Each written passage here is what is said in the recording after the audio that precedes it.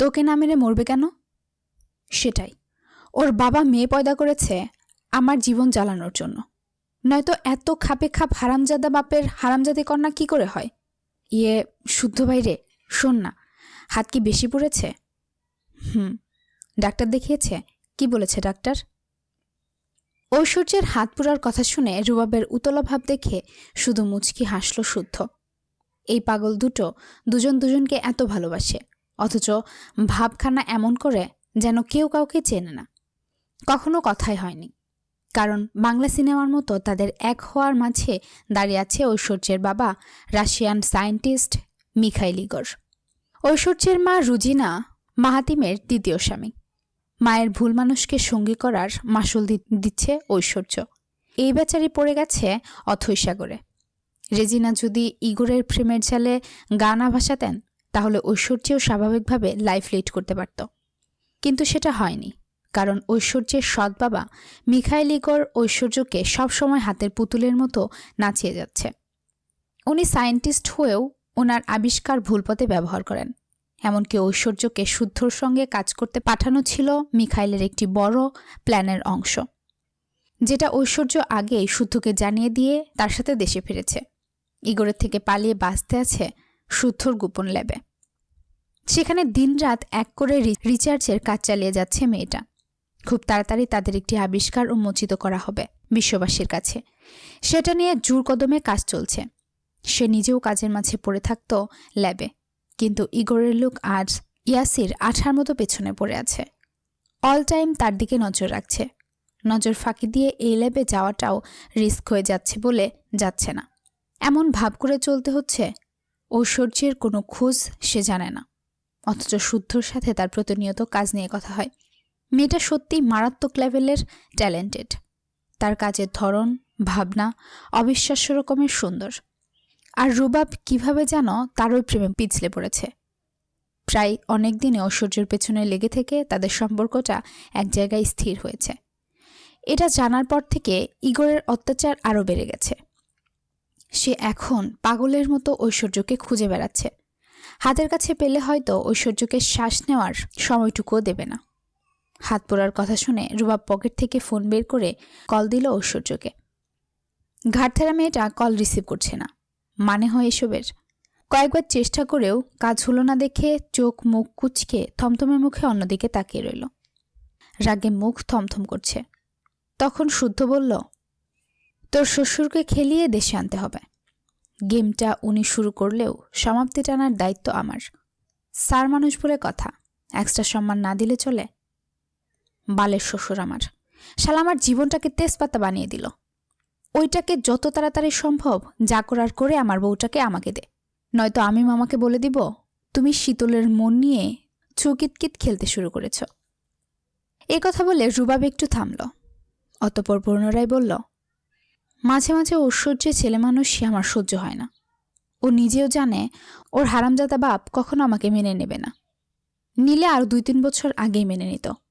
ওকে ভালোবাসি, সংসারটা আমি ওর সাথেই করব বলে এতদিন ধরে অপেক্ষা করছি। শুধু তার জেদের কারণে মা আমার সাথে কথা বলে না। আমি এখানে আছি বলে সেদিন এলো ঠিকই, থাকলো না। ঐশ্বর্যও জিদ ধরে আছে বিয়ে করলে নাকি ওর বাবা আমাকে মেরে দিবে। আমার ভালোর জন্যই আমাকে বিয়েটা করবে না। মানে বাবার হাতে মরতে দিবে না, অথচ আমাকে দহনে পুড়িয়ে আদমোরা করে রাখবে। এ নাকি আবার ভালোবাসা? এদিকে সমন্দির পোলা ইগর তোর ফর্মুলা না পেয়ে পাগলা কুকুর হওয়ার অবস্থা। না, সবকিছুতে প্যাচের উপর প্যাচ। মানে দিনকে দিন আমার জীবনটা প্যাচ লাগানো ইয়ারফোন হয়ে গেছে। বাল। নিশ্চুপ শুদ্ধও জবাব দিল না। হাঁটছে দুভাই, সিগারেট টানছে ধীরে সুস্থে। রুবাবের ভেতরে অস্থিরতা যেন টের পাচ্ছে না শুদ্ধ।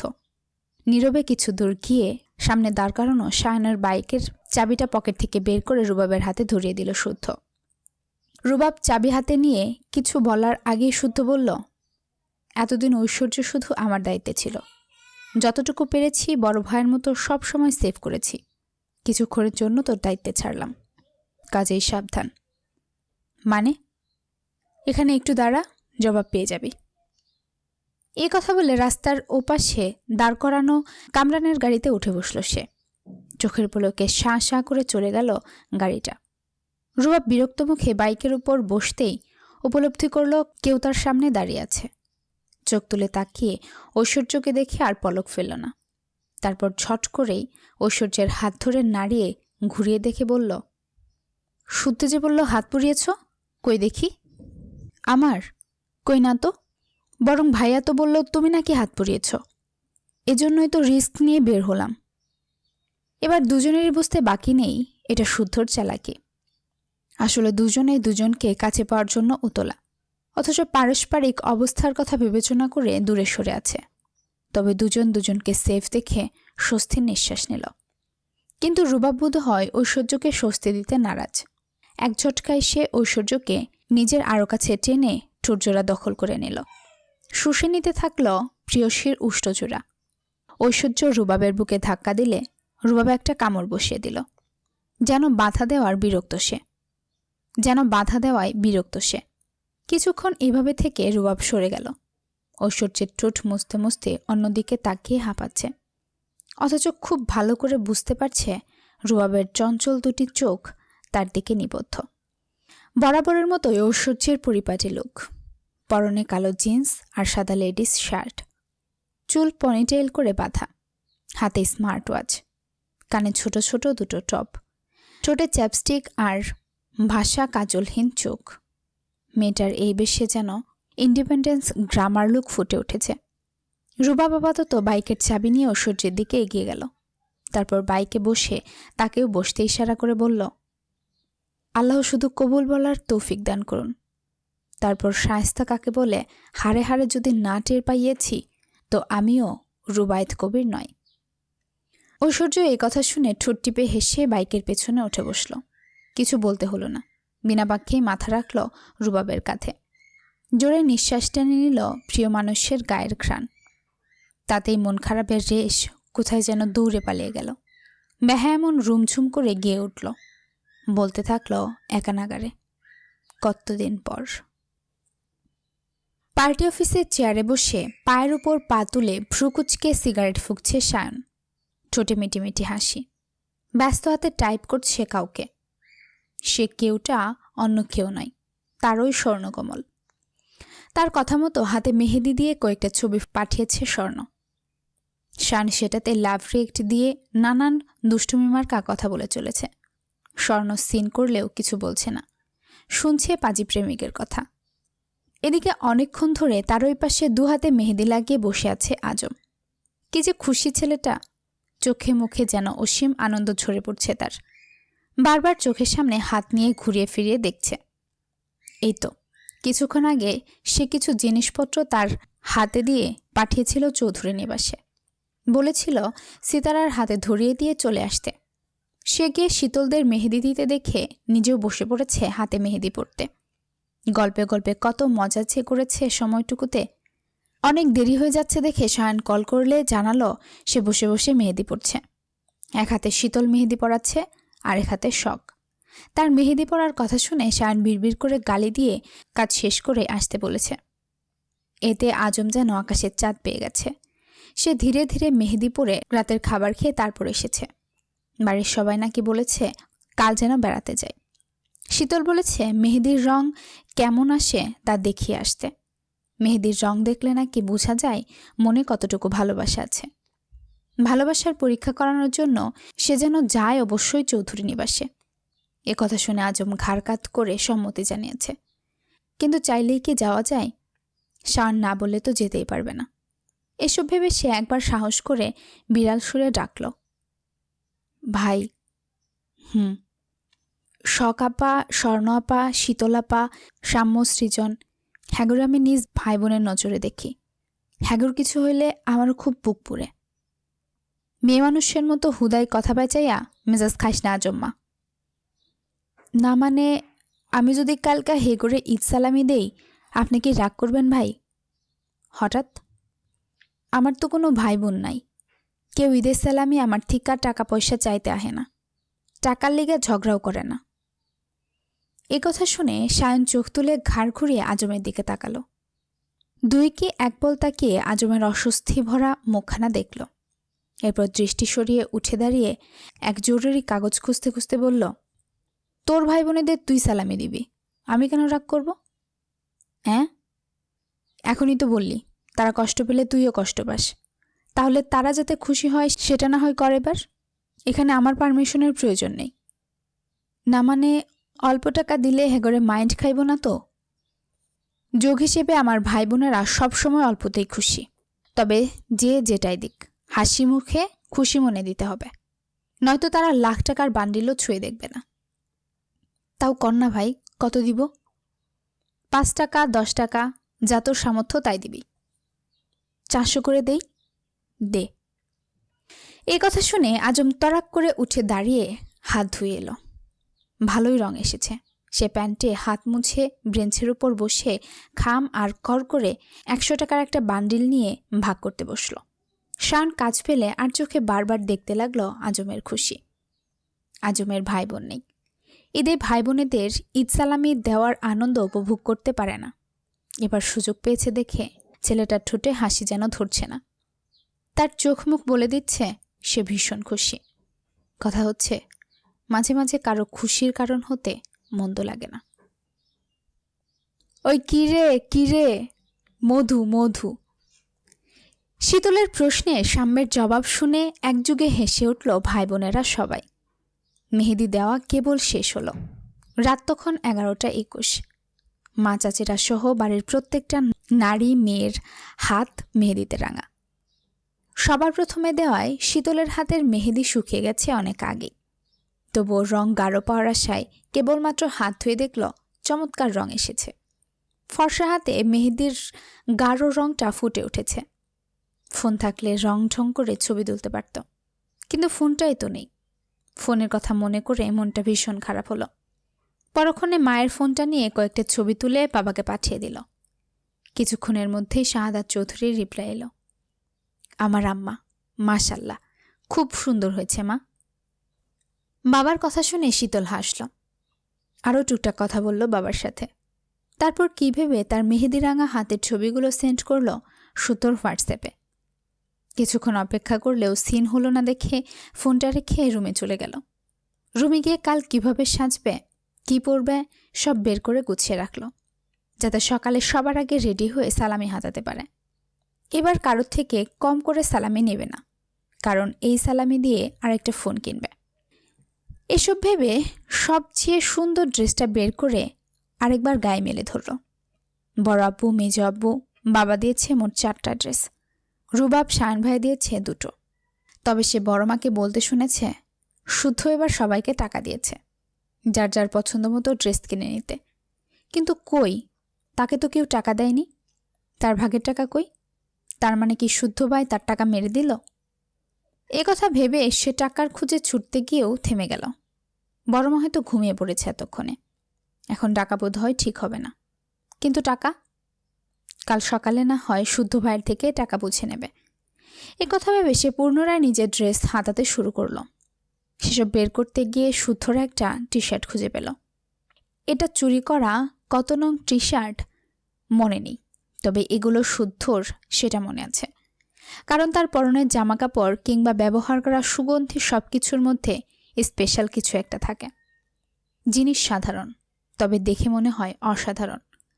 এমনকি পছন্দ নিয়েও কিছু বলার নেই।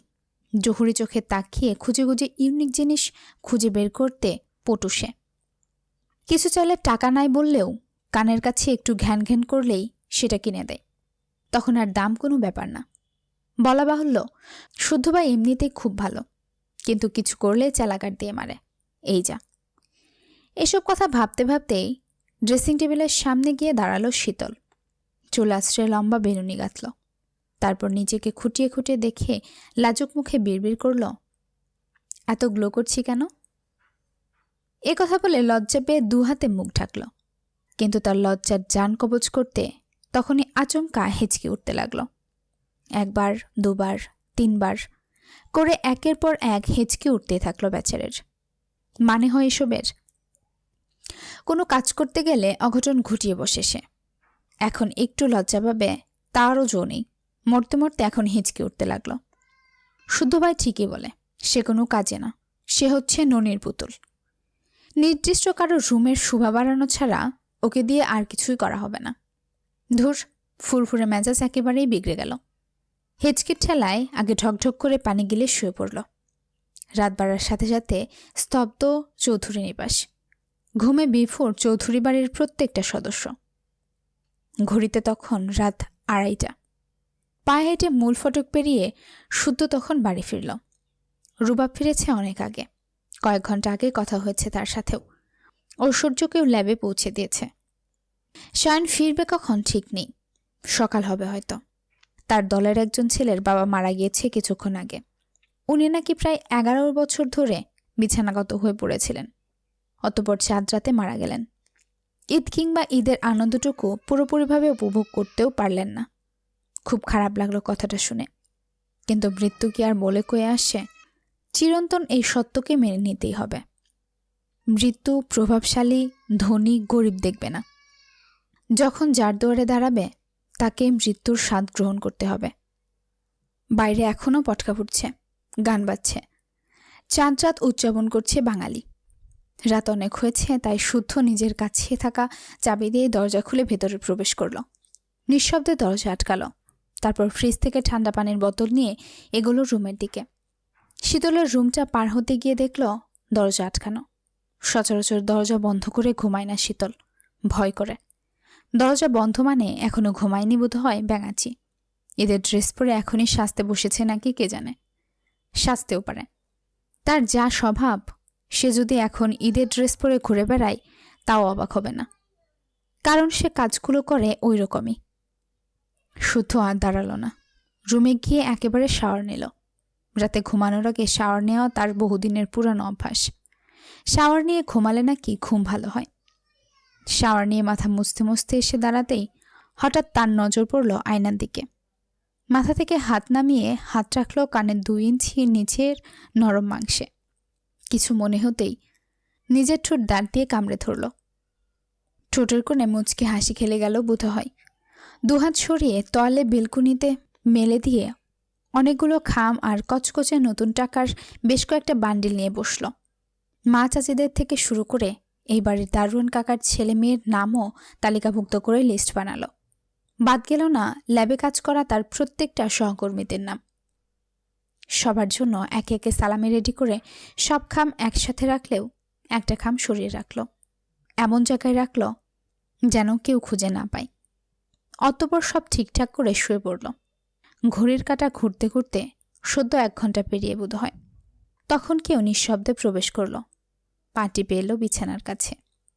চোখের উপর হাত নাড়িয়ে দেখল ঘুমিয়েছে কিনা।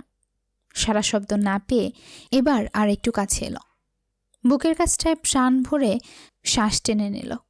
উফ, সেই মাতাল করা ঘ্রাণ। এত টানে কেন? এত কেন ভালো লাগে? কি আছে এই ঘ্রাণে? এত পাগল পাগল লাগেই বা কেন? মন বলে ঘ্রাণের সাথে মানুষটা কেউ কেড়ে নিতে। বুকের কাছটায় শার্ট খাবলে ধরে চোখে চোখ রেখে বলতে ইচ্ছে করে, এই যে বিশুদ্ধ পুরুষ, খুব তাড়াতাড়ি আমার হয়ে যান না প্লিজ। না হয় এই বুকটা আমার নামে লিখে দিন। আপনার এই বুককে মুখ ডুবিয়ে দুনিয়াধারী ভুলতে চাই আমি। আমার পুরো পৃথিবীটাকে আমি শুদ্ধময় করতে চাই। শুদ্ধ তীব্র ভালোবাসায় ডুবে শীতল হতে চাই।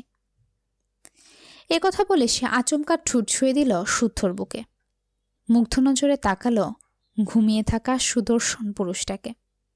দৃঢ় কপাল, বুদ্ধিদীপ্ত 2 চোখ, বাঁকা ভ্রু, টিকালো নাক, একজোড়া পাজি ঠোঁট। যারা হাসতে জানে না, হাসলেও তাম্মে বেগুনে মানুষ বুঝে। শীতল বিছানায় ভর দিয়ে গালে হাত দিয়ে মেঝেতে বসল। তারপর কিছু একটা ভেবে ফিক করে হেসে দ্রুত নিজেকে সামলে শুদ্ধর হাতটা টেনে নিল। বাম হাতে লুকানো মেহেদি বের করে ধীরে ধীরে লিখল, আমার বউ নাই, আমি এতিম। হঠাৎ বাঁ হাতের তালুতে শিরশির কিছু অনুভব করল শুদ্ধ। চট করে চোখ জোড়া না খুলেও বুঝল কেউ তার হাতে ফু দিচ্ছে। ততক্ষণে শীতলের মেহেদি দেওয়া শেষ। সে এখন ধীরে ধীরে ফু দিচ্ছে যেন তাড়াতাড়ি শুকায়। এভাবে বসে ফু দিতে দিতে সে কয়েকবার হামি তুলল। রীতিমতো ঢুলছে, চোখে রাজ্যের ঘুম। কিছুটা সময় ঘুমের সাথে যুদ্ধ করতে করতে শুদ্ধর হাতের দিকে তাকিয়ে হাসল। সকালে কি হবে পরে দেখা যাবে। এখন মন যখন যা বলেছে করেছে। তারপর ওভাবে বসে থাকতে থাকতে এক পর্যায়ে ওর চোখ লেগে গেল। ধীরে ধীরে ঘুম গাঢ় হয়ে মেহেদির উপর পড়তেই শুদ্ধ চট করে শীতলের মুখটা ধরে ফেলল। নয়তো হাতের মেহেদি শীতলের পুরো মুখে লেপটে যেত। কিন্তু হাতে লেখাটা কি সেটা দেখার জন্য নিজের হাতের দিকে তাকিয়ে ভ্রুজোড়া কুঁচকে ফেলল। এসব কি? সে এতিম? বউ নাই বিধায় এতিম বানিয়ে দিল এই মেয়ে। শুদ্ধ চোয়াল শক্ত করে শীতলের দিকে একবার তাকিয়ে আবার তাকালো নিজের হাতের দিকে। তারপর বিছানা থেকে নেমে শীতলের মাথাটার আগে ঠিকঠাকভাবে বিছানায় রাখল, যেন ঘাড়ে ব্যথা না পায়। তারপর সে শীতলের পাশে হাঁটু গেড়ে বসে মেহেদি তুলে ঘুমন্ত শীতলকে জিজ্ঞেস করল, আমি এতিম? বউ নাই আমার? কে বলল নাই? দেখবি আমার বউকে? তুই একা দেখলে হবে না যদিও। তবে চল এক কাজ করি, বাড়ির শুদ্ধ সবাইকে দেখাই। এতে তুইও খুশি, বড়রাও খুশি। তোদের খুশিতে আমিও খুশি। এ কথা বলে সে মেহেদির টিউব তুলে নিয়ে পুনরায় নিজের হাতের দিকে তাকালো। তারপর মিটিমিটি হাসতে হাসতে শীতলের বাম গালে লিখে দিল, আমার বউ। আজ ঈদ। মুসলিমদের ঘরে ঘরে বয়ে যাচ্ছে ঈদ আনন্দ। চৌধুরীর গিন্নিরা ফজরের পরপরই উঠে রান্না করে চলে এসেছেন। ব্যস্ত হাতে সামলাচ্ছেন রান্নাবান্না। ঈদের নামাজ শুরু হবে সকাল 7:30টায়। সবাই গোসল সেরে রেডি হতে হতে খাবার রেডি করে ফেলতে হবে। এই ঈদে শাহাদাত চৌধুরী আসতে পারবেন না ভেবে সিমিনের মনটা খুব খারাপ ছিল। মেয়ে দুটো ভিডিও কলে কথা বলার সময় মলির মুখে তাকিয়েছিল বাবার দিকে। তবে তাদের চোখ দুটো যেন চিৎকার করে বলছিল, এসো বাবা, এসো, আজকের দিনটা না হয় আমাদের দাও। শাহাদাত চৌধুরীও মলিন হেসেছিলেন, কিন্তু গতকাল রাত 3টায় তিনি কাউকে না বলে উপস্থিত হয়েছেন। আজকে সকালে সবার সামনে উপস্থিত হয়ে সবাইকে চমকে দেবেন ভেবে বাইরে বের হননি। সিমিনকেও বলে দিয়েছে আপাতত কাউকে না জানাতে। সিমিনও হেসে সম্মতি জানিয়েছে। সায়ন সকালবেলা বাইরে থেকে বাড়ি এসে আগে রান্নাঘরে ঢুকল। হাত মুখ ধুয়ে ফ্রেশ হওয়ার সময় নেই যেন। সে মাকে দেখা মাত্রই হড়বড় করে বলল, আম্মু খেতে দাও কিছু, ভীষণ খিদে লেগেছে আমার। ছেলের কথা শুনে সিতারা পাশ দিয়ে তাকিয়ে তাকে আপাদমস্তক দেখে বললেন, তুই কেবল বাড়ি ফিরলি? তোর কি আক্কেল জ্ঞান হবে না রে সায়ন? আমি এবার কি করলাম? সারা রাত বাইরে কি এত কাজ তোর? সায়ন আর জবাব দিতে পারল না, কারণ তার আগে সিরাত তার মুখে মাংস পুড়ে দিয়ে বলল, লবণ ঠিকঠাক আছে নাকি দেখ তো বাপ। সায়ন মাংসটুকু চিবিয়ে খেয়ে দাঁত বের করে হেসে বলল, একটা খেয়ে বোঝা যায় নাকি, আরেকটা দাও। তার কথা শুনে সিরাত সিমিন একযুগে হেসে ফেলল। সায়ন একবার একাই 2 কেজি মাংস খেয়ে ফেলেছিল লবণ চেক করতে দিয়ে, তবুও বলতে পারেনি লবণ ঠিকঠাক হয়েছে কিনা। তবে ছেলের ক্ষুধা লেগেছে শুনে সিরাত ঝটপট 1 বাটি মাংস তুলল বাটিতে। সিমিন ফ্রোজেন পরোটা ভেজে আগে খেতে দিল ছেলেটাকে। সায়ন খাবারের প্লেটটা হাতে নিয়ে টেবিলে বসতেই স্বর্ণ নেমে এলো। পাশ কাটিয়ে যেতে গেলে সায়ন তাকে ডাকল। স্বর্ণ তার কাছে গেলে পরোটা আর মাংস ছিঁড়ে স্বর্ণের মুখের সামনে ধরে বলল, ঈদ মোবারক। দেখ তো লবণ হয়েছে নাকি, আমি আবার ওসব বালছাল বুঝি না। স্বর্ণ খাবার মুখে নিয়ে মাথা নাড়াল, অর্থাৎ ঠিক আছে। তখন শখ হয়ে সে দাঁড়াতেই তার মুখে খাবার তুলে দিল সায়ন, তবে শখ গিলতে পারল না। খাবার নিয়ে মেঝের দিকে তাকিয়ে রইল। একটু পর সায়ন খেয়াল করল শখ নীরবে কাঁদছে। সে হাতের খাবার ফেলে তড়িৎ উঠে দাঁড়িয়ে পানি এগিয়ে দিয়ে বিচলিত কণ্ঠে বলল, ঝাল লেগেছে? কাঁদছিস কেন? নে পানি খা। সে এত জোরে কথাটা বলেছে রান্নাঘরের 3 জায়গাও ছুটে এসেছে। এবার শখ ভাইয়ের দিকে তাকিয়ে ঠোঁট কামড়ে ধরে কান্না আটকাতে গিয়েও পারল না। 2 হাতে মুখ চেপে ধরে বেশ শব্দ করে কেঁদে ফেলল। এই ঈদটাই তো বাবার বাড়ি করতে পারবে, এরপর থেকে অন্যের ঘরের ঘরণী। তখন বাবার বাড়ি আসতে গেলেও পারমিশন নিতে হবে। শ্বশুরবাড়ির লোকেদের ভালো মন্দ দেখতে হবে। আহনাফের সাথে দেশের বাইরে গেলে তখন প্রবাস জীবন। মেয়েদের জীবনটা কেন যে এমন? তাকে এভাবে কাঁদতে দেখে সবার চোখেই পানি চলে এলো। অশ্রু টলমল করে তাকিয়ে রইল শখের দিকে। সায়ন এগিয়ে গিয়ে বোনকে জড়িয়ে নিতেই শখের কান্নার যেন বাঁধ ভাঙল। সে ভাইয়ের বুকে মুখ লুকিয়ে শব্দ করে কেঁদে বলল, আমাকে পর করে দিও না ভাইয়া, আমি তোমাদেরকে ছাড়া থাকতে পারবো না। সায়ন বোনের মাথায় হাত রাখল। বাইরের মানুষজন জানে সে পাষাণ, তার মনে মায়া দয়া একটু কম, সে নিজেও মানে, কিন্তু বোনেদের চোখের পানি সহ্য করতে পারে না সে। কলিজা ফেটে চৌচির হয়ে যায় যেন। সে শখকে বলল, কাঁদে না, ঈদের দিন কেউ কাঁদে? সালামি নিবি না? যা, নতুন জামা পরে আয়। কথাটা বলতে গিয়ে গলা কেঁপে উঠল। সিতারা চোখ মুছতে মুছতে চলে গেলেন। শারাফত চৌধুরী ড্রয়িং রুমের সোফায় বসে তাকিয়ে আছে এদিকে, চোখের কোণে ভেজা। সাফওয়ান চৌধুরীও ভাই বোনের দৃশ্য দেখে চোখ মুছতে মুছতে বাগানের দিকে চলে গেলেন। সিতারা সিমির শখকে সায়নের বুক থেকে সরিয়ে মুছিয়ে শুনিয়ে থামালেন। ক্ষুধার্ত সায়নের ক্ষুধা যেন নিমিষে হারিয়ে গেল। সে চোখ মুছতে মুছতে সিঁড়ি বেয়ে উপরে চলে গেল। স্বর্ণের রুম পার করে শীতলের রুমের কাছাকাছি আসতেই আবার থমকে দাঁড়িয়ে গেল। শীতল হাউমাউ করে কাঁদছে। নিচে একজন কাঁদছে, বিয়ে হয়ে যাবে তাই। কিন্তু এর আবার হলো কি? এবার কি ঈদ বোনের চোখের পানিতে ভেসে যাবে নাকি? সে এক পা দু পা করে এগিয়ে রুমের দরজায় নক করল। তারপর ডাকল, শীতল, রুমে আছিস? শাওনের কথা শোনা মাত্র শীতল হুড়মুড় করে বেরিয়ে এলো। এতক্ষণে সাহায্যের মানুষটার নাগাল পেয়ে ঠোঁট ভেঙে কেঁদে ফুপাতে ফুপাতে বলল, সর্বনাশ হয়ে গেছে ভাইয়া। বলিস কি? কার এত বড় সাহস আমার বোনের সর্বনাশ করে? তার নামটা বল শুধু। আমিও তার সর্বনাশের মাথায় বাড়ি না দিয়েছি তো আমার নামও সায়ন নয়। আমার এগুলো গেল ওগুলো গেল, আমার ঈদের ড্রেসটা বোধহয় পরা হবে না আর। কেন, কি হয়েছে ড্রেসের? সায়ন এ কথা বলতে বলতে খেয়াল করল শীতলের গালে ওয়ান টাইম ব্যান্ডেজ লাগানো। সে বিচলিত হয়ে কিছু বলতে যাবে, তাকে অবাকের চূড়ান্ত সীমানায় ধাক্কা দিয়ে শীতল ব্যান্ডেজ টেনে তুলে ফেলল।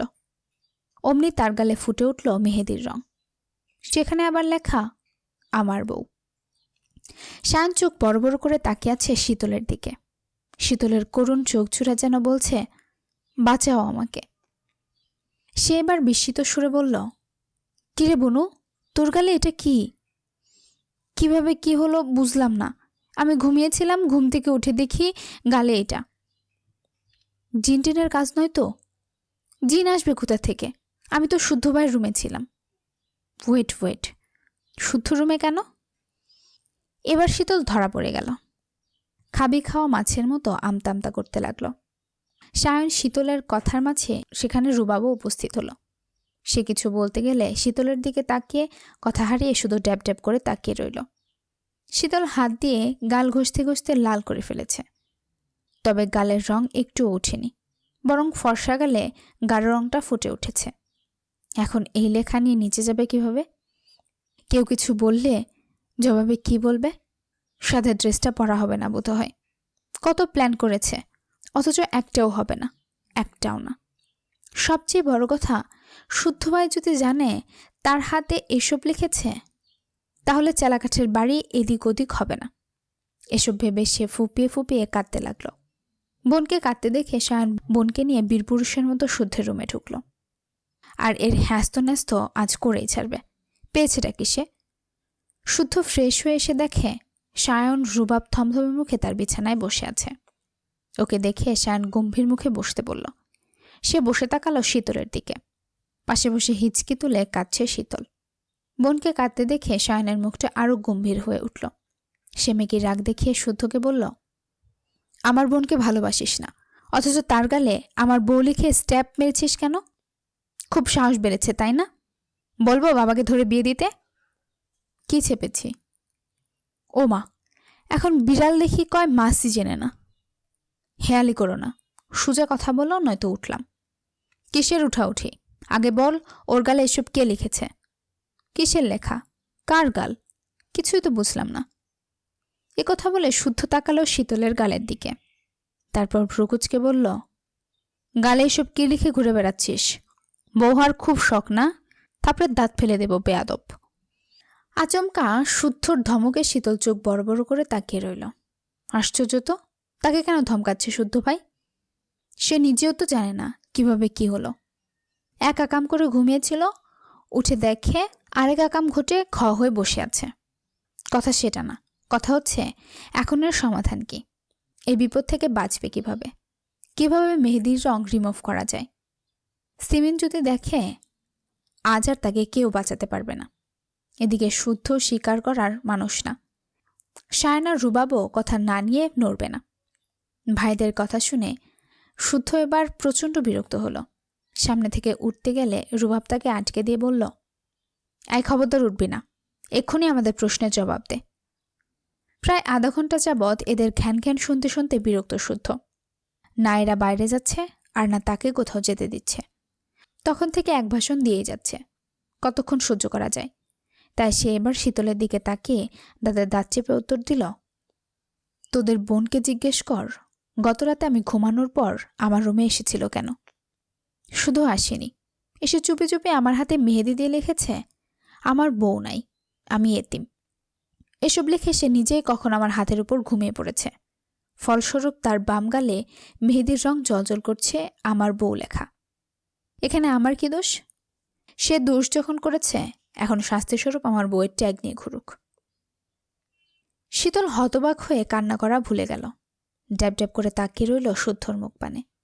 শুদ্ধর কথা শুনে রুবাব শুদ্ধর হাত টেনে দেখল শুদ্ধর হাতে মেহেদির রং বেশ গাঢ় এবং চ্যাপটানোর চিহ্ন মাত্র নেই।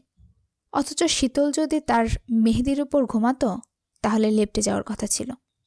অতঃপর যা বুঝার বুঝে গেল তারা দুজনও। এদিকে শুদ্ধর করা চালাকি ধরতে পেরে তারা শুধু পারল না মাটিতে গড়াগড়ি করে হাসতে। এদিকে বুকা শীতল সমাধান না পেয়ে ফিসফিস করে কেঁদে চলেছে। তাকে কাঁদতে দেখে সায়ন হাসি গেলে শুদ্ধকে বলল, মেহেদি রিমুভ করার অপশন জানা নেই? থাকলে তাড়াতাড়ি রিমুভ করে দে, নয়তো দুজনের কপালেই শনি নাচছে। কথা বলে সে রুবাবকে নিয়ে চলে গেল। আর শুদ্ধ শীতলের মুখ পানে তাকিয়ে বলল, কে যেন বলেছিল আমার নামে কলঙ্ক মাখতে চায়? সামান্য মেহেদির ট্যাগ লাগায় কেঁদে কেটে একাকার অবস্থা। অথচ মেহেদির থেকে কলঙ্কের দাগ তো কয়েক লক্ষ গুণ ভারী। কথা বলে শুদ্ধ রুম থেকে বেরিয়ে গেল। শীতল মন খারাপ করে নিজের রুমের দিকে হাঁটা ধরল। যেতে যেতে মনে করল ঘণ্টাখানেক আগের ঘটনা। তখন ভোরবেলা। ভোরের আলো কেবলই ফুটতে শুরু করেছে। খোলা জানালা ভেদ করে সূর্যের আলো চোখে পড়তেই শীতলের ঘুম ভাঙে। পিটপিট করে একবার চোখ খুলে তো আবার বুঝে। বেশ কয়েকবার এই কাজ করে নিজেকে বিছানায় ধাতস্থ করে লাফিয়ে উঠে বসে। সে তো মেঝেতে বসেছিল, বিছানায় কখন এলো? এলো তো এলো, ঘুমিয়ে পড়ল কখন? সে না শুদ্ধ ভাইয়ের হাতে মেহেদি দিতে এসেছিল, তারপর দিয়েও ছিল। এরপর কি হলো? কথা মস্তিষ্কে ধাক্কা দিতেই তড়িৎ পাশ ফিরে তাকালো।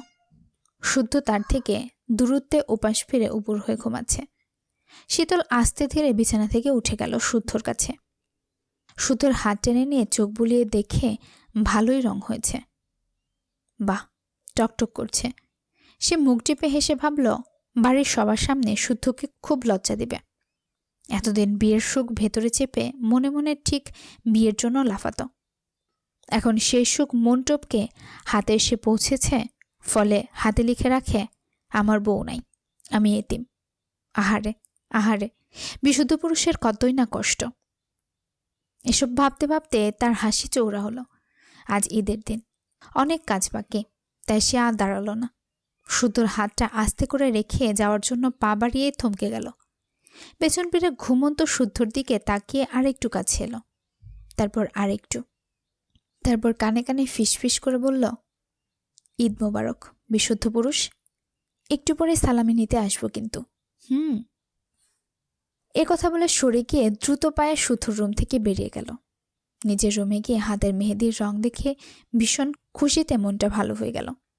মেহেদির রংটা কি যে দারুণ এসেছে। সে এবার নাচতে নাচতে ফ্রেশ হতে গেল।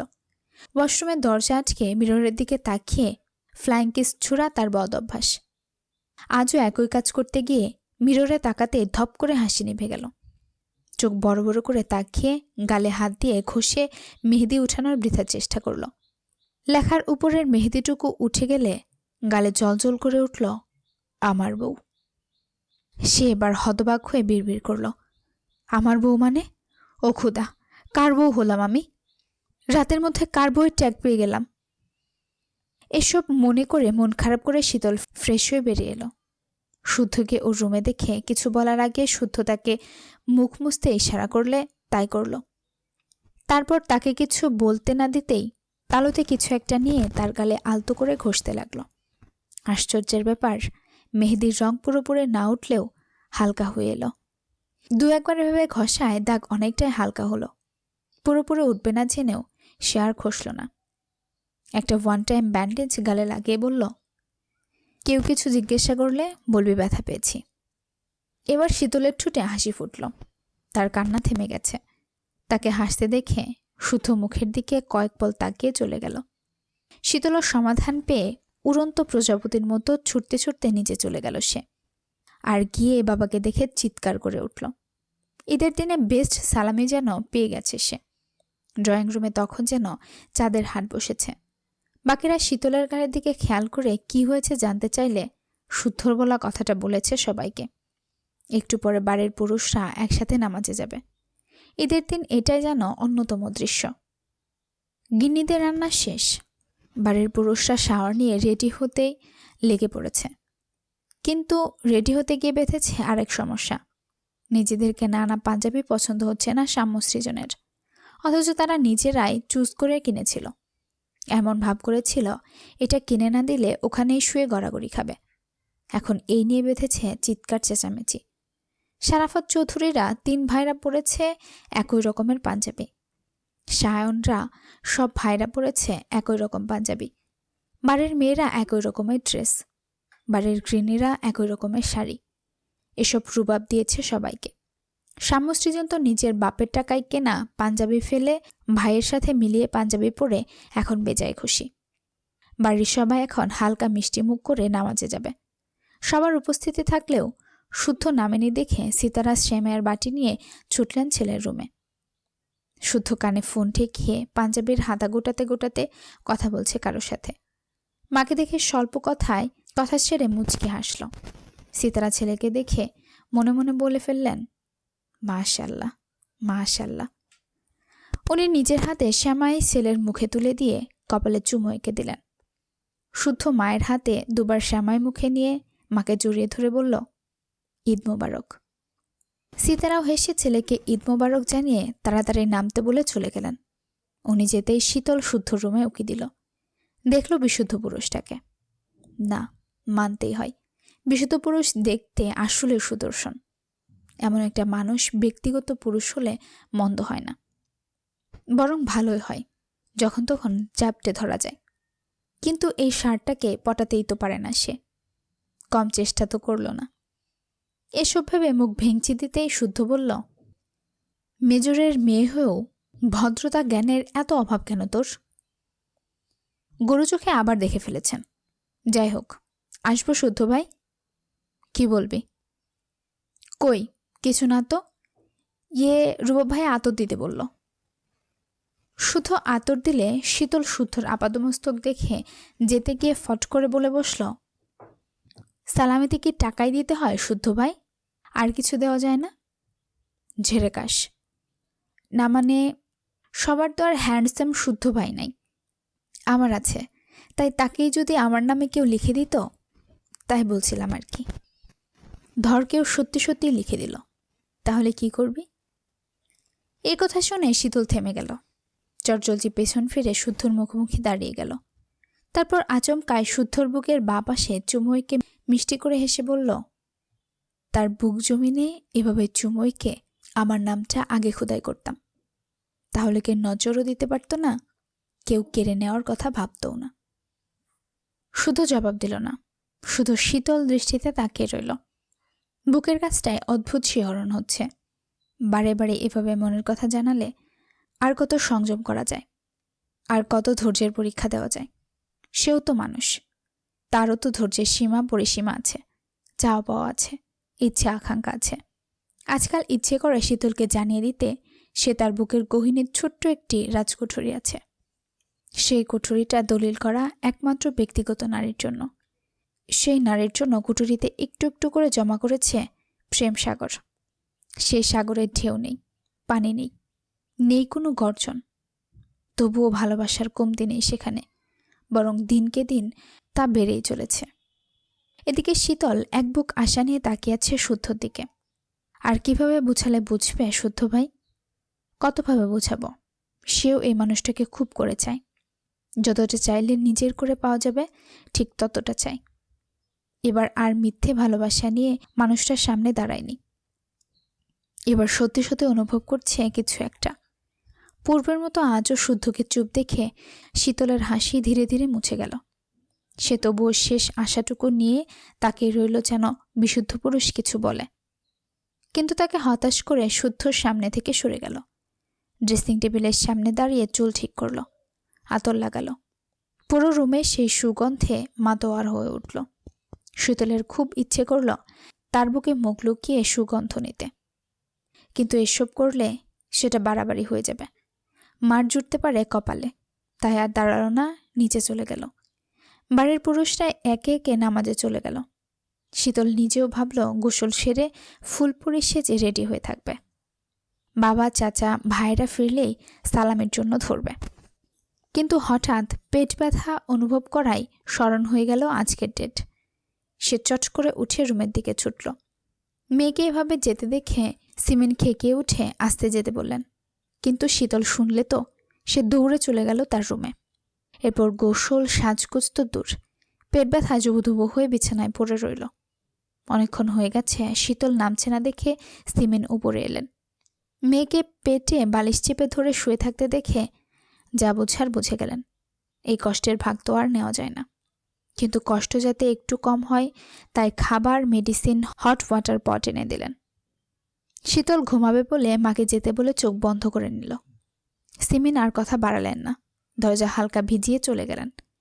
সিতারা সিমিন শীতলের কথা জিজ্ঞেস করলে সমস্যার ব্যাপার বলাই চুপ হয়ে গেলেন।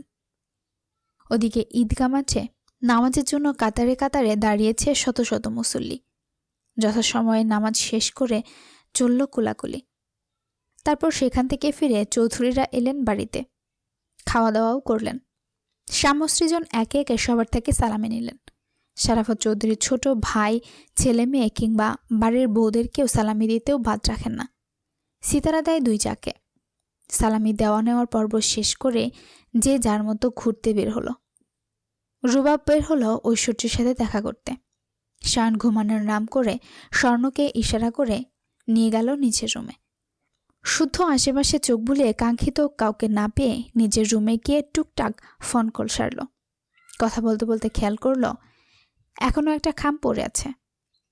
খামের উপরের নাম লেখা সুবহানা চৌধুরী। তার মানে সে সালামি নিতে রুমে আসেনি।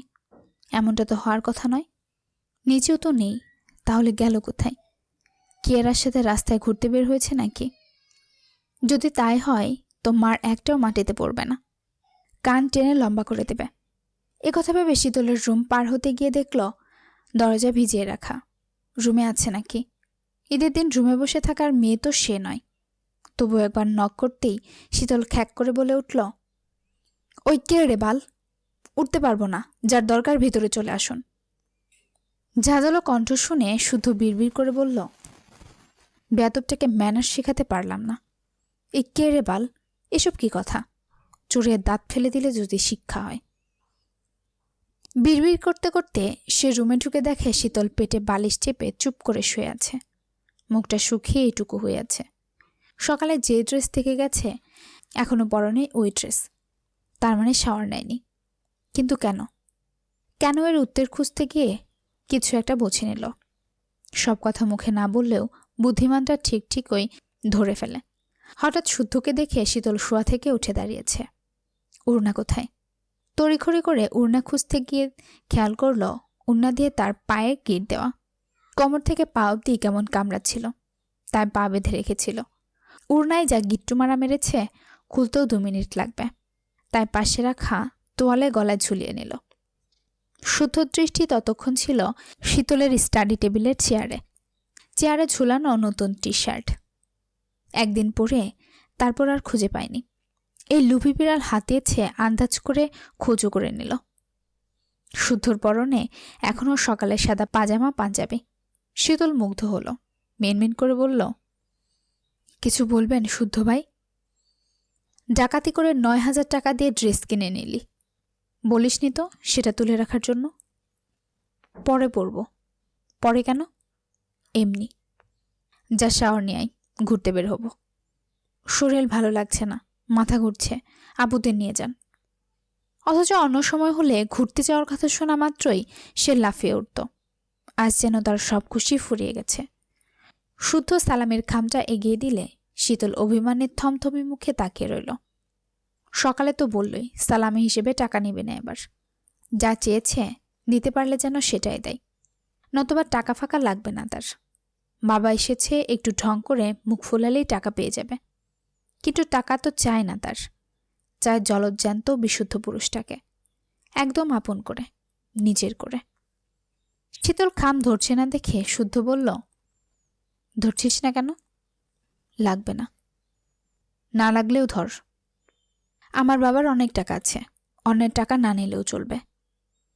শুদ্ধ ভ্রু কুঁচকাল, নিজের ঠোঁট কামড়ে কোনো মতে হাসি আটকে বলল, তোর বাপের যা আছে সেটা নিবি না, তাই তো? তা তোর বাপের কিসের অভাব? কি লাগবে? কিসে খুশি তোর বাপ? মেয়ের খুশির ধার ধারে না, আসছে মেয়ের বাপের খুশি ঠেকাতে। এই কথা বলে শীতল মুখ বাঁকাল। দাঁড়িয়ে থাকতে কষ্ট হচ্ছে তাই বসল। একটু আগে খাওয়া শীতলের এঁটো পানিটুকু শুদ্ধ পান করে বলল, আজ বিশেষ দিন যেহেতু অখুশি রাখবো না কাউকে। বল কি চাস? আর কত বলবো? যতবার জানতে চাইব। এতবার জানিয়েও যখন প্রাপ্তির খাতা শূন্য, তাহলে জানাবো কেন? কথা বলে শীতল অভিমানপূর্ণ চোখে শুদ্ধর দিকে তাকিয়ে রইল। তবে তার চোখ যেন বলে দিচ্ছে মনের কথা। কণ্ঠস্বর যেন চিৎকার করে বলতে যাচ্ছে, আমার হয়ে যান বিশুদ্ধ পুরুষ। ঈদ সালামি হিসেবে আপনার আমিটা শুধু আমার জন্যই চিরস্থায়ী হোক। শীতলকে চুপ থাকতে দেখে শুদ্ধ পুনরায় খাম এগিয়ে দিল। শীতল পুনরায় গোধরে বলল, বললাম তো সালামি লাগবে না। অন্যদের দিয়ে দিব? ভেবে বলছিস? সালামি হিসেবে স্বয়ং শুদ্ধ ছিল, তাকেও কি তবে? কথা বলে শীতল তড়িৎ তাকালো শুদ্ধর দিকে, চোখে মুখে বিস্ময়। তাকে আরেক দফা অবাক করে দিয়ে শুদ্ধ হাত ধরে টেনে বুকে জড়িয়ে নিল শীতলকে। আকস্মিক কাণ্ডে শীতল বাঘারা, নড়চড় ভুলে গেছে যেন। বুকের ভেতর অদ্ভুত শিহরণ, হাত পা যেন কাঁপছে। তার মাথা রেখেছে শুদ্ধের বুকে। তবে কি শুদ্ধ ভাই মেনে নিচ্ছে তাকে? সত্যি সত্যি সত্যি তার ব্যক্তিগত পুরুষ হবে শুদ্ধ ভাই? তার এখনও স্বপ্ন স্বপ্ন লাগছে কেন? নাকি সত্যি স্বপ্ন দেখছে, একটু পরেই ভেঙে যাবে? যদি স্বপ্ন হয় তো এই স্বপ্ন না ভাঙুক, আর যদি সত্যি হয় তো আজ পৃথিবীর সবচেয়ে সুখী মানুষ সে। তার অবস্থা দেখে শুদ্ধ ফিচেল হাসল, বাঁধন একটু শক্ত করে ধরল। তারপর একটু ঝুঁকে কানে কানে বলল, ঈদের দিন সম্পর্কের দৃঢ়তা বাড়াতে কুলাকুলি করা উত্তম। কথা শুনে শীতল শুধু লাজুক হাসল। তার গালজোড়া কেন জানি লাল হয়ে উঠেছে। সে এখনো বিশ্বাস করতে পারছে না হঠাৎ কি ভেবে তার কম্পিত হাতজোড়া রাখল শুদ্ধের পিঠের উপর। না, স্বপ্ন নয়, এই যে প্রিয় মানুষটাকে ধরতে পারছে, ছুতে পারছে, অনুভব করতে পারছে। তখন শুদ্ধ হঠাৎ বলল, এবার সবার সামনে আমাকে গ্রহণ করতে যদি পিছিয়ে যাস তাহলে আমায় চিরতরে হারাবি। ওয়াদা করে বলছি, সত্যি হারাবি। কেঁদে মরে গেলেও আমাকে পাবি না। যেন না পাস এজন্যই তোকে আমার বিয়েতে প্রধান সাক্ষী করে অন্যময়কে বিয়ে করে বাসর ঘরে ঢুকবো আমি। কথা শুনে শীতল শক্ত করে খামচে ধরল শুদ্ধকে। কয়েকবার মাথা নাড়িয়ে বুঝালো সে শুনতে চায় না। এসব কথা শুনলে তার নিঃশ্বাস আটকে আসে। তার অবস্থা দেখে শুদ্ধ বুকের ভারটা যেন কমে এলো। বুঝল হারানোর ভয়টা ভালোভাবেই শীতলের মনে ঢুকে পড়েছে। তাই মনে মনে খুশি হয়ে সামনে তাকাতে দেখে সিমিন দাঁড়িয়ে আছে। ওনাকে দেখে শুদ্ধ সুজে হয়ে দাঁড়াতেই শীতল বাধা দিল। মাকে না দেখে শুদ্ধকে খাবলে ধরে পুনরায় মাথা রাখল প্রিয় মানুষটার বুকে। এবার শুদ্ধ তাকে সরালো না, বরং সিমিনের আগুন চোখে চোখ রেখে তাকিয়ে রইল এক দৃষ্টিতে। তখন সিমিন হাতের প্লেটটা সজোরে আঁচড়ে ফেলতেই শীতল চমকে উঠল। বিস্ফোরিত দৃষ্টিতে মাকে দেখে হতবাক হয়ে তাকিয়ে রইল। মেয়ের বেহায়াগিরি নিজের চোখে দেখে রাগকে সামলাতে পারলেন না তিনি। মারতে তেড়ে আসতেই শুদ্ধ শীতলকে আড়াল করে মাঝখানে দাঁড়িয়ে গেল। তারপর ঠান্ডা সুরে বলল, এখানে এই বিষয় নিয়ে কোনো কথা হবে না ছোট আম্মু। যাবতীয় কথা হবে ড্রয়িং রুমের সবার সামনে। এ কথা বলে সে শীতলের হাত ধরে টেনে নিচে নিয়ে গেল। শুরুর দিকে জোরে হাঁটলেও কিছু একটা মনে করে ধীরে সুস্থে সিঁড়ি বেয়ে নামল। এদিকে সিমিনের সাথে তখন সাম্যশ্রীজনও গিয়েছিল, কারণ সকাল থেকে শীতলকে তারা দেখেনি। এদিকে সালামের টাকা গোনার সময় হয়ে গেছে, কিন্তু তারা শুদ্ধ শীতলকে জড়াজড়ি অবস্থায় দেখে, সিমিনের প্লেট ছুঁড়া দেখে বিপদের সংকেত বুঝে গেছে। তাই দৌড়ে চলে গেছে সায়নের কাছে। ঘুমন্ত সায়নকে ঝাঁকিয়ে ঝাঁকিয়ে ডাকছে, সায়ন ভাইয়া, এই সায়ন ভাইয়া, উঠো তাড়াতাড়ি, দেখো সর্বনাশ হয়ে গেছে। প্যাঙ্গার দল, জানাস না তো, ঘুমোতে দে।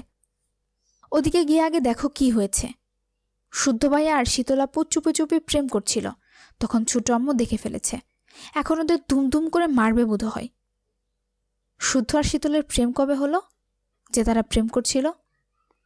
জড়াজড়ি করলেই তো প্রেম হয়ে যায়। তুমি কিছুই জানো না দেখছি। এবার সায়নের ঘুম ছুটে গেল। চোখ বড় বড় করে তাকিয়ে কিছু বলার আগেই শুনতে পেল নিচের গোলমাল হচ্ছে। তাহলে ঘটনা সত্যি নাকি? সে তড়িৎ লাফ মেরে উঠে নিচে যাওয়ার জন্য ছুটল। সিঁড়ি বেয়ে নামতে নামতে দেখল বড়রা সবাই জড়ো হয়ে গেছে। শুদ্ধর কোমরের পেছনটায় পাঞ্জাবি খামচে ধরে পেছনে লুকিয়ে দাঁড়িয়ে আছে শীতল। ফিসফিস করে কাঁদছে। সে এগিয়ে দাঁড়াতেই সিমিন শাহাদাত চৌধুরীর উদ্দেশ্যে বললেন, এবার হলো তো? মিলল আমার কথা? সিমিন থামো, ব্যাপারটা আগে বুঝতে দাও। শুদ্ধ, কি হয়েছে? শুদ্ধ তখন সিনা উঁচু করে দাঁড়িয়ে আছে। না আছে তার চোখে ভয়, আর না আছে কণ্ঠে দৃঢ়তা। শাহাদাত চৌধুরীর কথায় সে এবার অপকটে জবাব দিল, আমি শীতলকে বিয়ে করতে চাই। কবে কখন জানি না, তবে সে বউ হলে আমার বউই হবে। অপকটে বলা কথা শুনে থমকে গেল ড্রয়িং রুম। হতবাক হয়ে তাকিয়ে রইলেন সকলে। তখন সিমিন খেকে উঠে বললেন, এ হয় না, এটা রক্তের অপমান। কেন হয় না? কারণ তোমরা ভাই বোন। শুদ্ধ এবার ওনার কথা কেড়ে ভুলটা সংশোধন করে দিয়ে বলল, একটু ভুল হলো। আমরা চাচাতো ভাই বোন।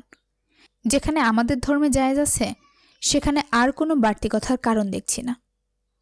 এবার সিরাত মুখ খুললেন, মানলাম ধর্মে জায়েজ আছে, তবুও মানুষ কি বলবে? বাইরের মানুষের ধার কবে ধারলাম আমি? ঠিকঠাক মনেও তো পড়ছে না। আর তোমরা কেউ বলে দাওনি কেন চাচাতো ভাই বোনের মধ্যে কিছু হওয়া যাবে না? এখানে মূলত ভুলটা আমার নয়, তোমাদের। এই কথা শুনে এবার সিমিন রাগে ফুঁসতে ফুঁসতে বললেন, এত যুক্তিতর্ক শুনতে চায় না। আমি মানি না তোমাদের সম্পর্ক। সেটা তোমার ব্যাপার, জানানোর দরকার তাই জানালাম। মানলে ভালো, নয়তো আমাদের পথ আমরাই বেছে নেব। এতক্ষণ শুনছিলেন নূরজাহান আক্তার আলোর লেখা শেষ চৈত্রের ঘ্রাণ। গল্প পাঠে ছিলাম আমি তাসরুস মিম। আজকের পর্বটা আপনাদের কাছে কেমন লেগেছে অবশ্যই কমেন্টের মাধ্যমে জানিয়ে দিবেন। ভালো লেগে থাকলে গল্পে একটা লাইক এবং চ্যানেলে একটা সাবস্ক্রাইব করে দিবেন। পরবর্তী পর্বের জন্য অপেক্ষা করবেন। পরবর্তী পর্ব খুব শীঘ্রই নিয়ে হাজির হব। ততক্ষণে চোখ রাখুন স্টোরি বাই তাসরুস 0.2 চ্যানেলে। ধন্যবাদ।